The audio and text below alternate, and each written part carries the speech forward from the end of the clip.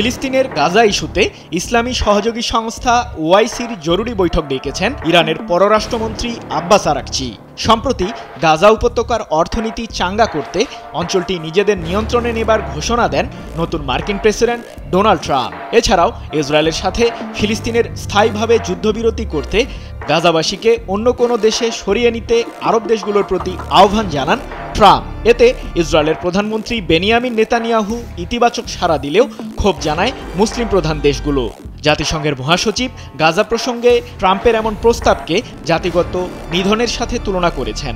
এমন পরিস্থিতিতে ইরান ওআইসির জরুরি বৈঠক ডাকায় শঙ্কায় ইসরায়েল ও যুক্তরাষ্ট্র। ফিলিস্তিনের গাজা উপত্যকায় ১৫ মাসের রক্তক্ষয়ী সংঘাত সাময়িকভাবে বন্ধ হয় জানুয়ারির ১৯ তারিখ থেকে।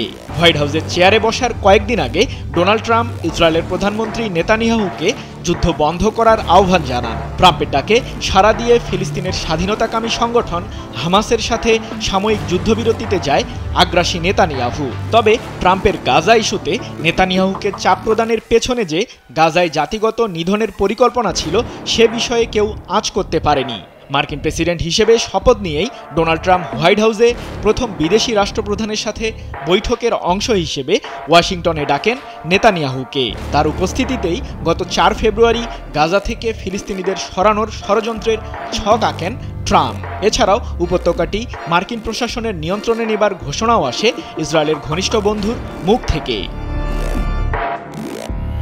ইসরায়েল ও যুক্তরাষ্ট্রের গাজাকে ঘিরে এমন ষড়যন্ত্রমূলক পরিকল্পনার বিরুদ্ধে ব্যবস্থা নিতে ওআইসির সদস্য দেশগুলোকে এক হওয়ার আহ্বান জানিয়েছেন ইরানের পররাষ্ট্রমন্ত্রী আব্বাস আরাকচি। সেই সাথে সংস্থাটির মহাসচিব হিসেন ব্রাহিম তাহাকে ওআইসির সদস্য দেশগুলোর সাথে জরুরি বৈঠক ডাকার অনুরোধ জানিয়েছেন ইরানের সর্বোচ্চ এই কূটনীতিক। গত ৮ ফেব্রুয়ারি ওআইসির মহাসচিবের সাথে আরাকচির ফোন আলাপে বিষয়টি উঠে আসে বলে এক প্রতিবেদনে নিশ্চিত করেছে সংবাদ মাধ্যম তেহরান টাইমস।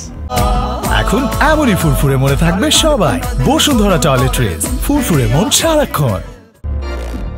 ইহুদিবাদীদের এমন ঘৃণ্য পরিকল্পনা ব্যর্থ করার জন্য মুসলিম বিশ্বের সমন্বিত এবং ঐক্যবদ্ধ অবস্থানের প্রতি গুরুত্বারোপ করে আরাকচি জানান, গাজা থেকে ফিলিস্তিনিদের জোরপূর্বক বাস্তুচ্যুত করার পরিকল্পনা কেবল একটি বড় অপরাধ ও গণহত্যার সমতুল্যই নয়, বরং আঞ্চলিক এবং বৈশ্বিক স্থিতিশীলতা ও শান্তির ওপরও বিপজ্জনক প্রভাব পড়বে। এ সময় ওআইসির প্রধান আরাকচির প্রস্তাবে সমর্থন জানান।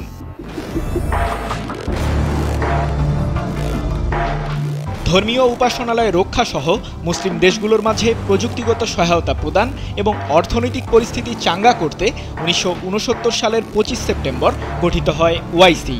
বর্তমানে সৌদি আরব, পাকিস্তান, ইরান ও বাংলাদেশ সহ মোট ৫৭টি মুসলিম প্রধান দেশ সংস্থাটির সদস্য। জাতিসংঘের পরে বিশ্বের দ্বিতীয় বৃহত্তম সহযোগী সংস্থা হচ্ছে ওআইসি। প্রতিষ্ঠাকাল থেকেই সংস্থাটি বিশ্বব্যাপী ইসলামী কূটনীতিতে গুরুত্বপূর্ণ ভূমিকা পালন করে আসছে। ফিলিস্তিন ইস্যুতে ওআইসির সদস্য দেশগুলো ইসরায়েল ও যুক্তরাষ্ট্রের বিরুদ্ধে অবস্থান নিলে পশ্চিমাদের ওপর ব্যাপক চাপ তৈরি হবে। সেই সাথে মধ্যপ্রাচ্যের ভূরাজনীতিতে ইতিবাচক পালাবদল ঘটবে বলে মত বিশ্লেষকদের। সৃজন মাহমুদ, নিউজ 24।